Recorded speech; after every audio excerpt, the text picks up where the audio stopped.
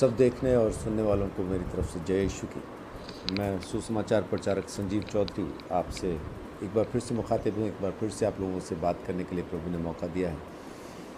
एक बार फिर से हम परमेश्वर के वचन से कुछ चीज़ों को आज सीखेंगे और प्रभु का धन्यवाद कि अब तक उसने हमें संभाल के रखा है। अपना अनुग्रह अब तक उसने हम पे बना के रखा है। इस बात के लिए प्रभु का धन्यवाद। आज जो मैं बात आपके साथ करने वाला हूँ वो यूहन्ना 13 अध्याय से है। यहाँ पे प्रभु यीशु मसीह अपने चेलों के पाँव धोते हैं। इसके बारे में अक्सर सुनने के लिए ये मिलता है कि यीशु मसीह ने अपने चेलों के पाँव इसलिए धोए ताकि वो ये दिखा सके कि वो कितना नम्र और दीन है, और हमें ये बता सके, ये सबक सिखा सके कि हमें भी दूसरों की सेवा इसी तरह से करनी है जैसे प्रभु यीशु मसीह ने की। वो प्रभु हो के अपने चेलों के पाँव धोता है, तो हमें भी उसी की तरह से नम्रता और दीनता के साथ उसकी सेवा करनी चाहिए। लेकिन जब आप इस अध्याय को पढ़ते हैं तो इसमें आपको और बहुत सारी गहरी बातों को समझने का मौका मिलता है। इसका जो असल संदेश है वो क्या है, जब तक वो समझ में नहीं आए तो पूरी बात समझ में नहीं आती। मुझे ऐसा बहुत कम लगता है कि प्रभु यीशु मसीह यहाँ पे कोई नम्रता का सबक सिखाना चाहते हैं। देखिए, यहाँ जो कुछ भी हो रहा है चेलों को मालूम नहीं है, उनकी समझ में नहीं आ रहा। 7 आयत से आपको ये अंदाज़ा होगा। यीशु ने उसको उत्तर दिया, जो मैं करता हूँ तू उसे अभी नहीं जानता, परंतु इसके बाद समझेगा। समझेगा कब? जब पवित्र आत्मा आएगा। और इस काम को प्रभु यीशु मसीह ने किया जब वो स्वर्ग उठाया गया। उस टाइम पर उसने अपने चेलों की समझ को खोल दिया, और समझ खुलने का कारण ये था कि उनको इस बात की समझ मिले कि पुराने नियम में, व्यवस्था में, भविष्यद्वक्ताओं की किताबों में, ज़बूर में यीशु मसीह के बारे में क्या लिखा, भजनों में यीशु के बारे में क्या लिखा। असल समझ, प्रभु यीशु मसीह को समझना ही असल समझ है। जब तक हम प्रभु यीशु मसीह को पूरी तरह से समझ नहीं पाते, जब तक यीशु मसीह की सही समझ हमें प्राप्त नहीं होती है, तब तक समस्या। यहाँ पे चेले समझ नहीं पा रहे हैं कि असल कहानी क्या है, वहाँ पे क्या हो रहा है, क्योंकि वो ऐसा सोचते थे कि जो मसीहा आने वाला है, जो यीशु मसीह, जो दाऊद के ख़ानदान से जो यहूदियों का राजा पैदा होगा, वो ज़मीन पर राज करने के लिए पैदा होगा और वो सबको हरा देगा। पूरे जो कुछ भी बुराइयां संसार में उसे ख़त्म कर देगा। एक शांति का राज्य वो स्थापित करेगा। ऐसा वे लोग प्रभु यीशु मसीह के पहले आगमन पर ही मानते थे।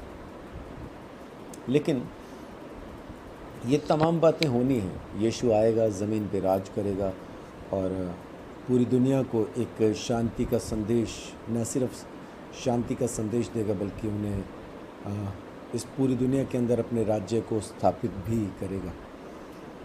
ये सब होना है, लेकिन प्रभु यीशु मसीह के दूसरे आगमन पर, पहले आगमन पर नहीं। लेकिन चेले जो हैं वो उसको पहले आगमन के साथ जोड़ने की कोशिश कर रहे थे। इसलिए प्रभु यीशु मसीह असल में क्या कह रहा है, क्या कर रहा है, उनकी समझ में नहीं आ रहा। अब अगर आप इसको इस तरह से समझें तो पतरस, जो कि 8वीं आयत में कहता है, पतरस ने उससे कहा, तू मेरे पाँव कभी न धोने पाएगा।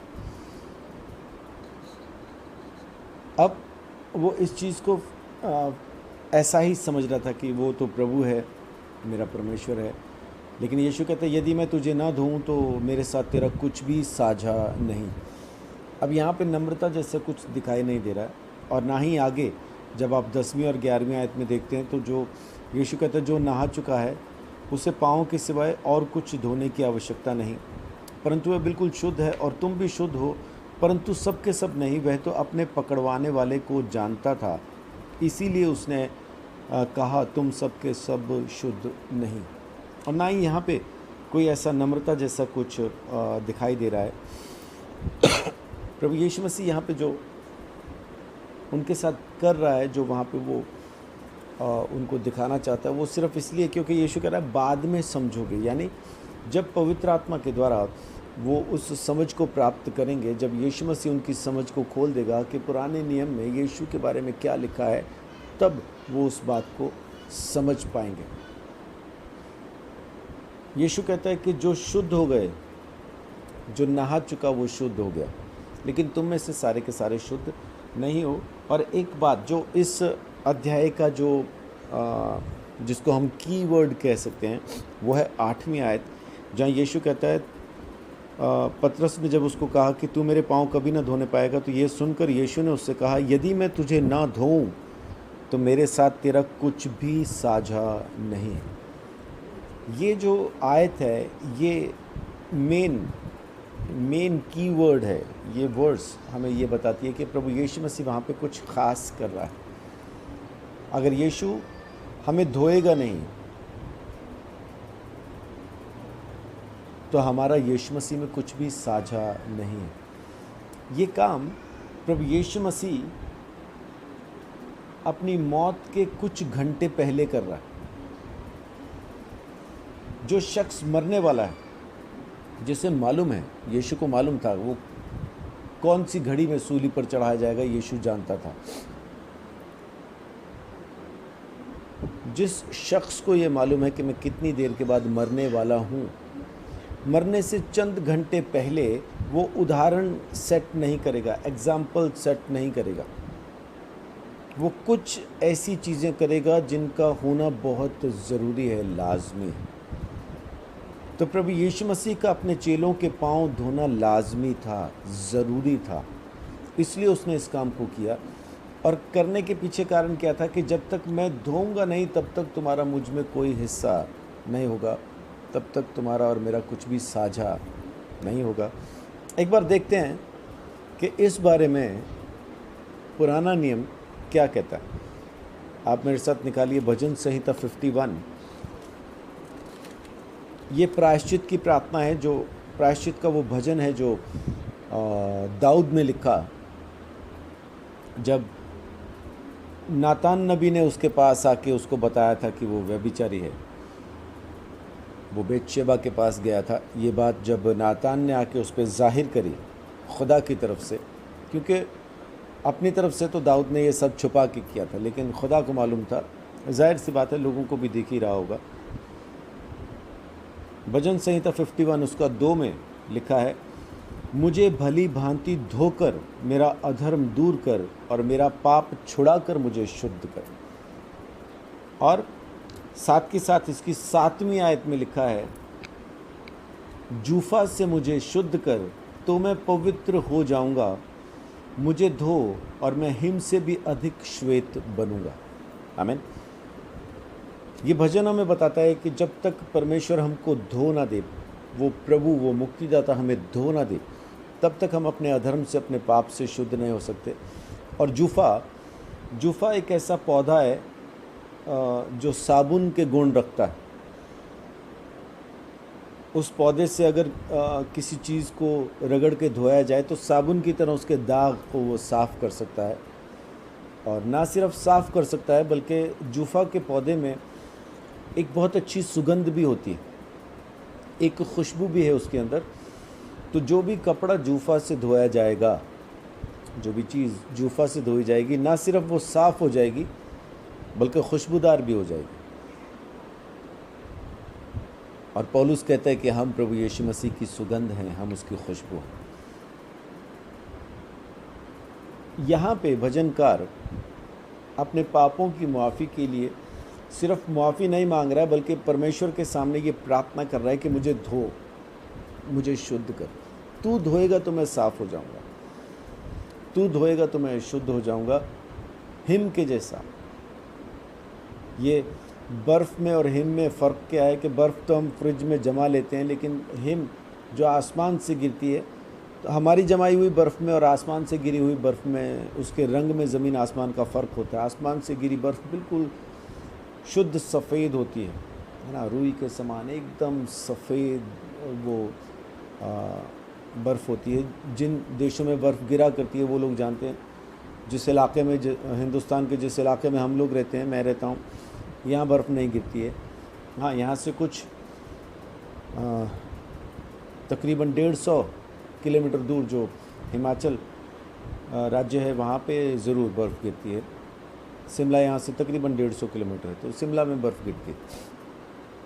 लेकिन हम लोग नहीं जानते कि बर्फ़ कैसी होती है, क्या है, क्योंकि हमारे सामने यहाँ पे नहीं गिरती। लेकिन जिस इलाके में गिरती है उन्हें मालूम है कि कितनी सफ़ेद चादर ज़मीन के ऊपर बिछ जाती है।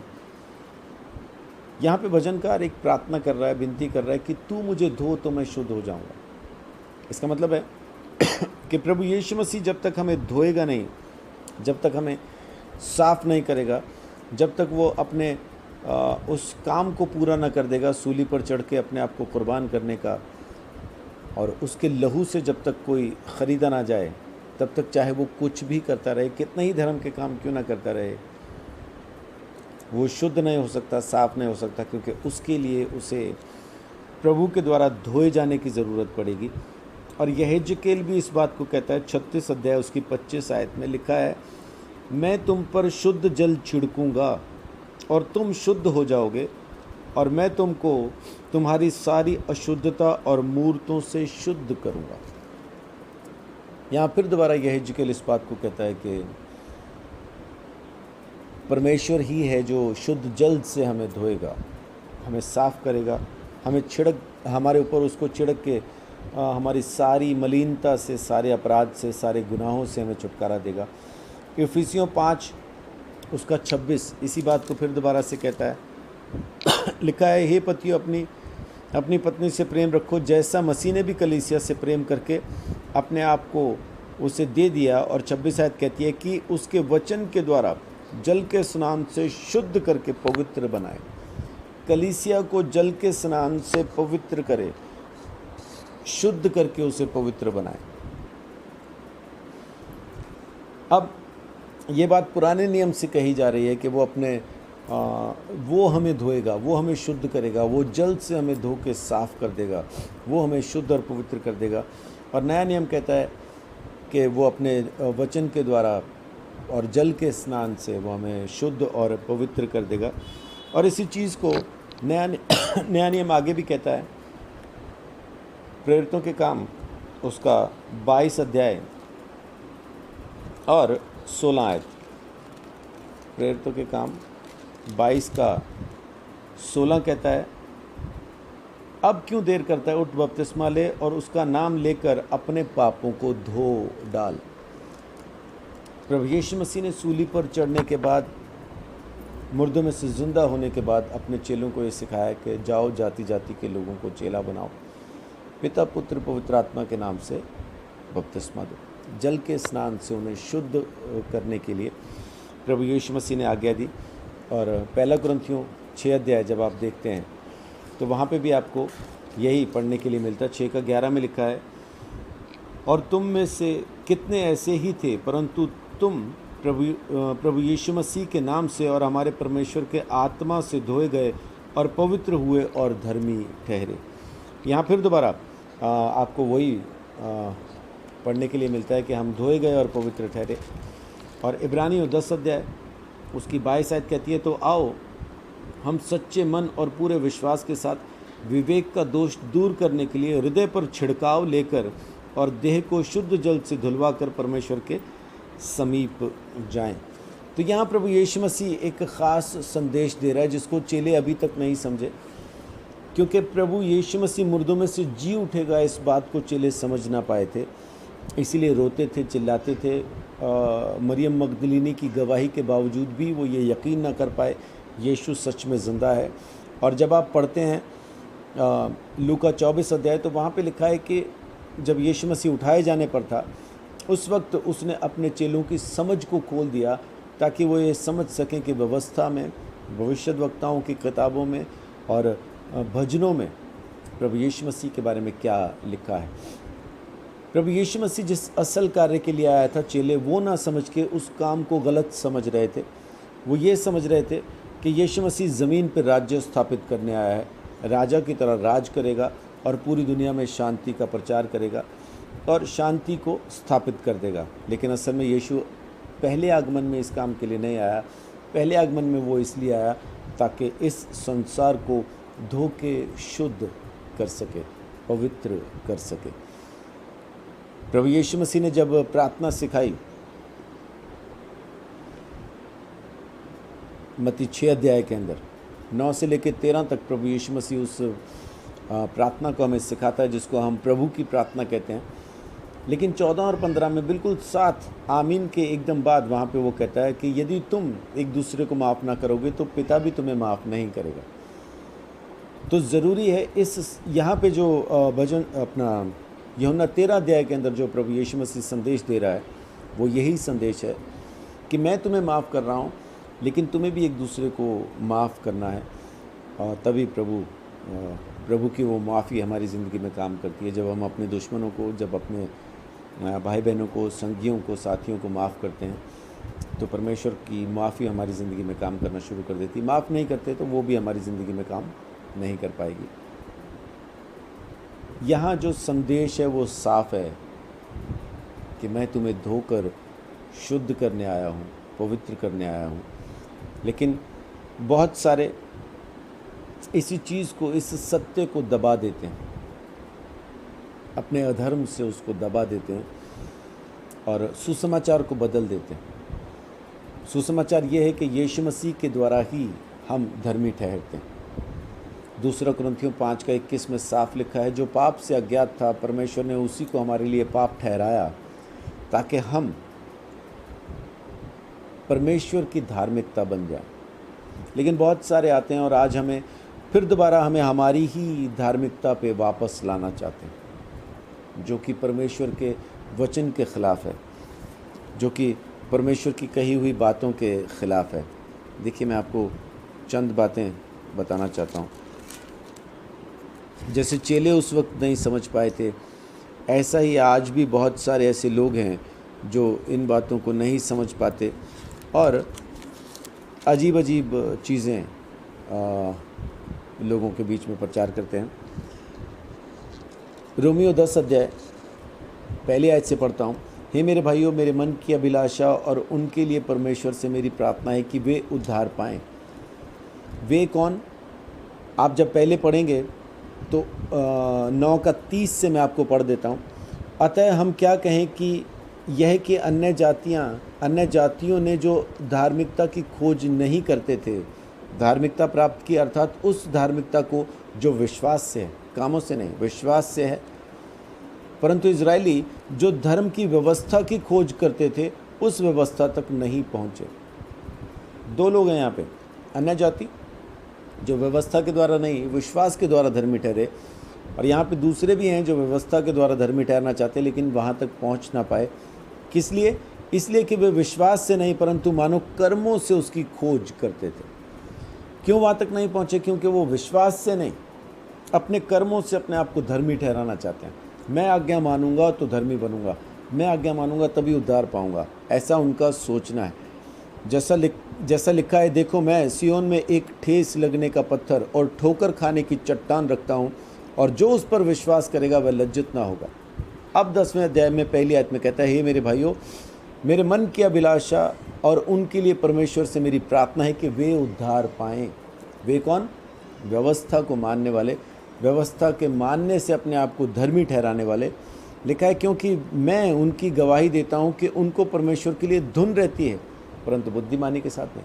परमेश्वर के प्रेमी है वो, परमेश्वर की तलाश है, बुरी तरह से परमेश्वर से मिलना चाहते हैं। ऐसी खोज है उनके मन के अंदर परमेश्वर के लिए, ऐसी लालसा है कि आपको शायद कहीं किसी दूसरे में बहुत मुश्किल है कि देखने के लिए मिले। परमेश्वर के लिए मर जाने को तैयार हैं, परमेश्वर के लिए सब कुछ करने के लिए तैयार हैं, कैसा भी करके बस परमेश्वर से मिलना है, इतना धुन है उनके अंदर। लेकिन बस ये काम वो बुद्धिमानी से नहीं कर रहे हैं। यहाँ थोड़ी सी उनके लिए हमें भी मुझे भी अफसोस रहता है कि उनकी मेहनत बहुत है, वो कोशिश बहुत कर रहे हैं उनके विश्वास, उनके ईमान में कहीं कुछ ऐसा दिक्कत नहीं है, लेकिन वो सारे के सारे कामों को अपने धर्मों पे टिका देते हैं। वो इस सारी खोज को, सारी मेहनत को अपने कर्मों पे रख देते हैं। और तीसरी आयत कहती है, क्योंकि वे परमेश्वर की धार्मिकता से अनजान होकर, बुद्धिमानी क्या नहीं है उनमें, कि वो परमेश्वर की धार्मिकता को नहीं समझ पाए।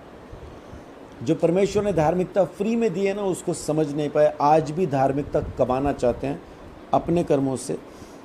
अनजान होकर वे अपनी धार्मिकता स्थापित करने का यत्न करके परमेश्वर की धार्मिकता के अधीन नहीं हुए। चौथी आयत कहती है, क्योंकि हर एक विश्वास करने वाले के लिए धार्मिकता के निमित्त मसीह व्यवस्था का अंत है। इस चीज़ को वो लोग नहीं समझ पाते। जैसे चेले नहीं समझ पा रहे थे कि प्रभु यीशु मसीह उनके पापों को धो रहा है, वैसा ही आज भी बहुत सारे लोग जो प्रभु यीशु मसीह के पास आते हैं, जो चर्च में आते हैं, जो उसकी महिमा करते हैं, वो लोग ये समझ नहीं पाते कि प्रभु यीशु मसीह ने उनको उनके गुनाहों से आज़ाद कर दिया। परमेश्वर ने उनको धार्मिकता दे दी है। दूसरा कुरिन्थियों 5:21 बिल्कुल साफ कहता है कि जो पाप से अज्ञात था उसी को उसने पाप ठहराया, ताकि हम प्रभु यीशु मसीह में होकर परमेश्वर की धार्मिकता बन जाएं। हम परमेश्वर की धार्मिकता बन गए प्रभु यीशु मसीह में होके, लेकिन आज भी लोग अपने ही कर्मों से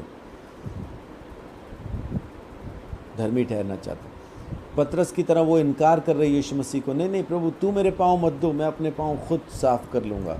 तेरी आज्ञाओं को मान के, व्यवस्था पे चल के, मैं अपने चाल चलन को, रोज़मर्रा की ज़िंदगी में मेरे से होने वाले गुनाहों को मैं खुद ख़त्म कर लूँगा, तू मेरे पाँव मत धो। लेकिन यीशु साफ कहता है, अगर मेरे से पाँव नहीं धुलवाओगे तो तुम मेरे साथ हिस्सा भी ना पाओगे, फिर तुम्हारा मुझ में कुछ साझा नहीं होगा। इब्रानियों का ख़त जब आप पढ़ते हैं तो 7वें अध्याय से लेखक हमें एक बात बताना शुरू करता है। महायाजक के बारे में बताता है कि हमारा महायाजक जिंदा महायाजक है। वो महायाजक नहीं जिसको पहले खुद अपने पापों की माफ़ी के लिए बलिदान चढ़ाने की ज़रूरत पड़ती है, उसके बाद फिर वो हमारे लिए पापों की माफ़ी के लिए जाता है। वो महायाजक नहीं जो खुद पापी है और हमारे पापों की माफ़ी मांग रहा है, वो नहीं। यीशु मसीह जो कि लेवियों के ख़ानदान से नहीं है, बल्कि मलिकिसिदक की रीति पर जो महायाजक हुआ है। 7वें अध्याय से बताता हुआ वो आगे बढ़ता है। 9वें अध्याय में आके कहता है कि यीशु मसीह के लहू के द्वारा ही सब कुछ संभव हुआ है। 10वें अध्याय में फिर वो हमें और क्लियर कर देता है कि एक ही बार में उसने अपना बलिदान चढ़ा के हमें हर एक गुनाह से आज़ाद कर दिया, और इसीलिए हम उसके पास आ सकते हैं। जैसा भी 10:22 में हमने पढ़ा कि अपने हृदय पर उस छिड़काव को लेकर अपने मनों को शुद्ध करके हम उसके पास आ सकते हैं। ये सब बातें बताने के बाद 11वें अध्याय में आके फिर वो विश्वास की बात करता है। एक लंबी लिस्ट बताता है विश्वास के योद्धाओं की। इनके ये व्यवस्था के मानने से नहीं, विश्वास के द्वारा धर्मी ठहरे लोगों की लिस्ट वहाँ पे आती है। और फिर 12वें अध्याय में आके पहली आयत में कहता है, इसलिए उलझाने वाले पाप को, रोकने वाली वस्तु को दूर करो।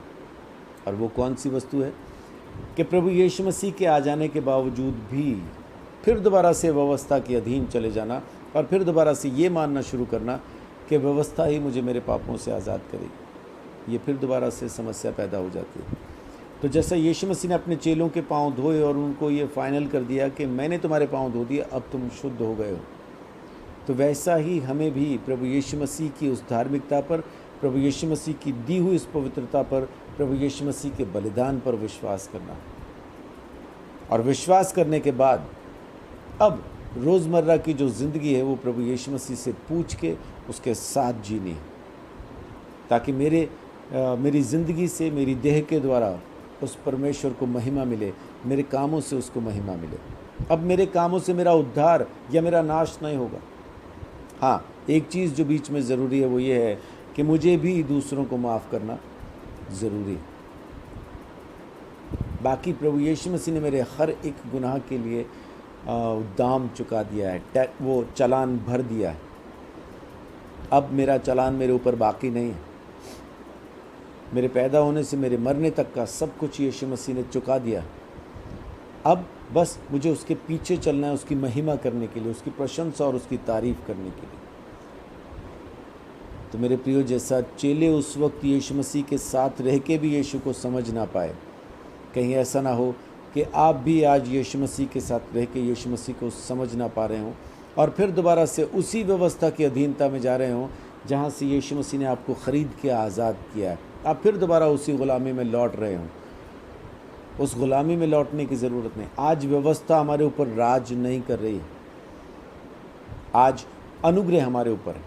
लेकिन अनुग्रह हमारे ऊपर है का मतलब ये नहीं कि आज हमें व्यवस्था को नहीं मानना, लेकिन व्यवस्था को मानने के पीछे सिर्फ एक कारण है कि मुझे अपने कामों से परमेश्वर को महिमा देनी है, उसकी प्रशंसा, उसकी तारीफ़ करनी है। मेरे किसी काम से परमेश्वर को बुरा ना लगे, उसको दुख ना हो, मेरी वजह से परमेश्वर के नाम को बदनामी ना हो। इसलिए मुझे तमाम आज्ञाओं को मानना ज़रूरी है, क्योंकि आज्ञाएं अच्छी और भली हैं, लेकिन इनके मानने से मैं धर्मी नहीं ठहरता हूँ।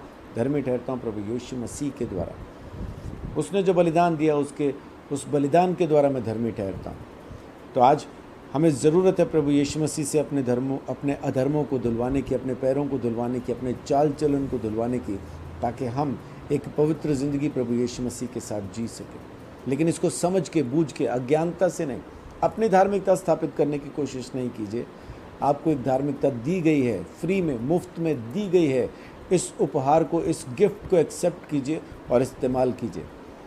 अपनी धार्मिकता स्थापित करने की कोशिश नहीं कीजिए, क्योंकि अगर आप अपनी धार्मिकता स्थापित करना चाहेंगे तो मैं आपको आज, अभी और इसी वक्त यहीं पे बताता हूँ, आपके द्वारा स्थापित की गई धार्मिकता कभी भी परमेश्वर के स्टैंडर्ड को पूरा न कर पाएगी।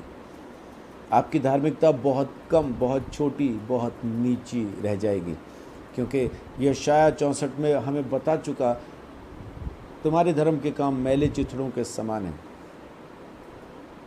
वो किसी काम के नहीं हैं, घास के फूल के जैसे हैं, शाम तक मुरझा जाएंगे, उनका कुछ फ़ायदा नहीं होगा। तो प्रभु यीशु मसीह के द्वारा दी गई धार्मिकता का इस्तेमाल कीजिए। प्रभु यीशु मसीह के द्वारा दी गई उस क्षमा को लीजिए और लोगों को भी क्षमा कीजिए, और परमेश्वर आपकी ज़िंदगी में काम करेगा। सो बहुत ज़रूरी है इस बात को समझना कि प्रभु यीशु मसीह यहाँ पे क्या कर रहा है। यीशु अपने चेलों को धो रहा है, शुद्ध कर रहा है, साफ कर रहा है, पवित्र कर रहा है। और आज हम भी उसके वचन के द्वारा धोए जाते, शुद्ध किए जाते और पवित्र किए जाते, क्योंकि यूहन्ना 15:3 में वो कहता है, तुम तो मेरे उस वचन के द्वारा जो मैंने तुमसे कहा है शुद्ध किए गए। और 17:19 में कहता है कि यीशु कहता है, मैं अपने आप को इसलिए पवित्र करता हूँ ताकि ये भी पवित्र किए जाएं। सो प्रभु यीशु मसीह की दी हुई इस पवित्रता का इस्तेमाल करें, उससे अपने चाल चलन को धुलवाएं और परमेश्वर के नाम को महिमा दें। अपनी धार्मिकता पर विश्वास नहीं करना, प्रभु यीशु मसीह की दी हुई धार्मिकता का विश्वास कीजिए। और ये धार्मिकता विश्वास के द्वारा मिलती है और विश्वास के द्वारा ही काम में लाई जाती है। इसका कर्मों से कोई लेन देन नहीं है। अगर यीशु मसीह में आने के बाद भी हमारे कर्मों ही से उद्धार होना है तो फिर आप यीशु में गलत आ गए, फिर आपको यीशु में आके कुछ फ़ायदा हुआ नहीं। जैसा आप पहले जहाँ कहीं भी थे, आप वहाँ लौट के चले जाइए, क्योंकि अगर आपको अपने ही कर्मों पर विश्वास है तो यीशु में आपको कुछ फ़ायदा नहीं। गलातियों 5 अध्याय के अंदर पहली आयत से जब आप पढ़ना शुरू करेंगे, पौलुस साफ कहता है कि व्यवस्था के मानने वालों को यीशु मसीह से कुछ लाभ नहीं होगा। वो मसीह से अलग हैं और अनुग्रह से गिर गए हैं।